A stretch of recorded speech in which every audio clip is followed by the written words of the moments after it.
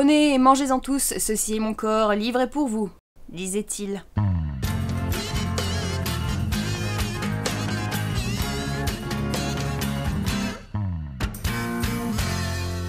Imaginez, vous êtes Woody, un jeune garçon fan de Star Wars, qui fait une visite scolaire dans un musée. Pendant que vous contemplez la tentation de Saint-Antoine de Jérôme Bosch, un homme s'approche de vous et vous pose des questions sur le tableau.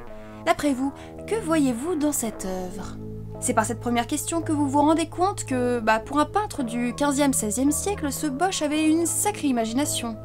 Mais ne s'agit-il seulement que d'imagination ? L'inconnu, tel un Morpheus, vous tend alors 2 objets, un dans chaque main, et vous invite à en prendre un. Depuis, plus rien. Votre professeur s'inquiète, la police est sur vos traces, vous avez simplement disparu de la surface du globe. Je ne vais pas aller plus loin dans la description de ce jeu du studio italien We Are Musli, pour ne pas vous gâcher l'expérience de jeu, mais je pense que vous avez compris votre sort. Vous êtes en quelque sorte dans le tableau.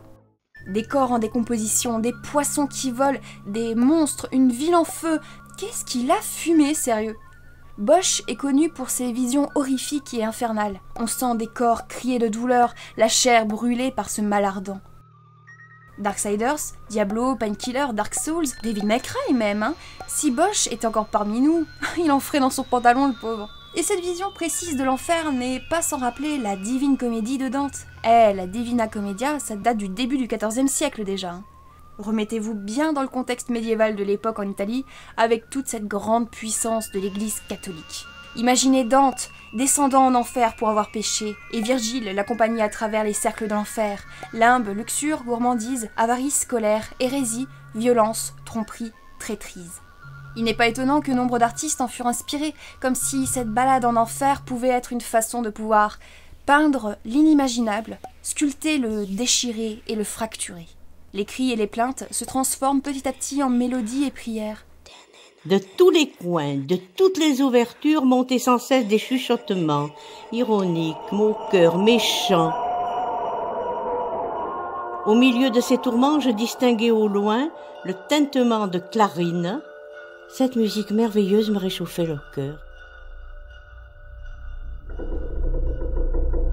Mais bientôt elle disparut de nouveau, et de nouveau ce furent la terreur et l'angoisse. Tout restait calme. Imaginez maintenant Dante et Virgile gravir le mont du purgatoire et ses 7 cercles. Orgueil, envie, colère, paresse, avarice, gourmandise, luxure. Eh oui, il s'agit bien des 7 péchés capitaux. Et là, vous avez quelques indices pour comprendre l'iconographie de Bosch. Dans les 7 péchés capitaux et les 4 dernières étapes humaines, ouais c'est le titre du tableau, se dévoilent les figures types que nous retrouvons dans la tentation de Saint-Antoine. Alors, petite analyse de ma part, mais alors que dans d'autres œuvres, Bosch, grand amateur de polyptyque, trouve toujours le moyen de garder une place toute particulière pour ses enfers, ici ce n'est pas tout à fait le cas. Entre le tourment et la lumière vers la rédemption, nous sommes bien sur Terre, mais différemment. Sommes-nous dans une sorte de purgatoire? Y aurait-il une envie de nous montrer dans cette œuvre moralisatrice la démarche à suivre pour sortir des visions de son tableau? Il y en avait un qui avait dit « Je suis un avion en réaction, je saute », il a sauté, et avec les 2 jambes cassées, il était sur les genoux et s'est quand même mis à courir. Mais enfin on a dit « Mais qu'est-ce que c'est que ça ?» Ce que vous venez d'entendre est le témoignage de Madeleine. Ses hallucinations collectives, elle les a vues autour d'elle, en vrai, à Pont-Saint-Esprit, département du Gard, en 1951. On a été réveillés par des coups là à la porte, c'était vers les... pas tout à fait 7 heures du matin. Mon mari me dit « Oh là là, un dimanche à 7 heures quand même !» Et alors, il y a une patiente qui est venue et qui a dit à mon mari « Mais vous savez que le docteur Chanac est très très malade parce qu'il a mangé du pain. » Mon mari dit « Mais il est fou de manger du pain, mais qu'est-ce qu'il arrive? Mais qu'est-ce qu'il fait ?» Mon mari est allé chez Chanac, il était là comme ça, il arrivait à parler. Il avait dit au boulanger « Fais-moi voir un peu ton sac. » Et il avait léché son doigt, il l'avait mis un petit peu sur le sac, puis il l'avait secoué quand même, il l'avait mis sur la langue. À ce moment-là, il a senti une brûlure épouvantable. La langue est sortie de la bouche, il n'arrivait plus à la rentrer. Le seigle, utilisé pour la confection de la farine, s'il est mal conservé, moisit, entraînant la formation d'un ergot noir sur les épis. Ce champignon infecte la plante, la farine et même le pain après cuisson. Et quand on sait qu'il contient une molécule hautement psychédélique dont est issu notamment le LSD, vous comprenez tout.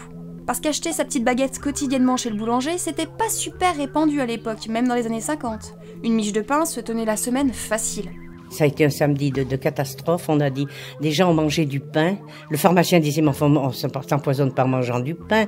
Et on a dit, si, c'est le pain, c'est le pain. Enfin, alors ça a été l'histoire qu'on a appelée, c'est moi qui l'ai appelé le pain maudit. L'enquête, depuis, n'a jamais été élucidée à Pont-Saint-Esprit. Comment cette vieille intoxication presque disparue pouvait-elle refaire surface? Et sur fond de guerre froide, les hypothèses vont bon train. Alors imaginez maintenant les conditions de production et de conservation du pain à l'époque de Bosch. Car ouais, c'était à cause de ce pain que les gens succombaient sous des fièvres délirantes, voyant l'enfer s'ouvrir sous leurs pieds. C'était à cause de ce pain que les gens étaient atteints de gangrène et voyaient leur corps pourrir petit à petit. C'était à cause de ce pain que les poissons volaient et que les monstres remontaient à la surface de la terre. Ce pain est maudit. Vous l'avez compris, Bosch ne tire pas ses figures seulement de l'imagerie pieuse de son époque. Il les tire d'abord des gens autour de lui, dans un souci réaliste de témoigner de l'enfer sur terre qu'ils vivent au quotidien. Et qui revient à chaque fois qu'une famine arrive.